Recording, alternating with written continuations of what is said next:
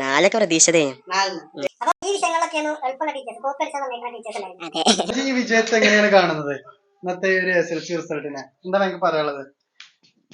ഒരു കുഴപ്പമില്ല. എത്രയാണ് എക്സ്പെക്ട് ചെയ്തിരുന്നത്? വിചാരിച്ച ഇത്രക്കൊന്നല്ല. എത്ര വിചാരിച്ചിരുന്നു? നാലൊക്കെ പ്രതീക്ഷിച്ചതേ. ഏതിലാണ് എനിക്ക് പോയത്? എനിക്ക് IT പോയിക്കണു. മലയാളത്തിൽ ഞാൻ പ്രതീക്ഷിച്ചു, അതും പോയി. മലയാളം ഇജ്ജല്ലേ ഇന്നോട് ഡയലോഗ്, പക്ഷെ മലയാളൊക്കെ സിമ്പിൾ അല്ലേ?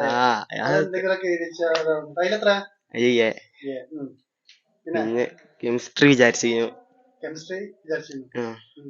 അപ്പൊ ഈ വിഷയങ്ങളിലൊക്കെയാണ് എളുപ്പമുള്ള ടീച്ചേഴ്സ്, കോപ്പി അടിച്ചാൽ നിർണ്ണയിക്കുന്ന ടീച്ചേഴ്സ് ഉണ്ടായിരുന്നു. അതെ. ബാക്കിയുള്ള ആളുകൾ പ്രേക്ഷകരോട് പറയാനുള്ളത് എനിക്ക് ഒന്നും പറയാനില്ല.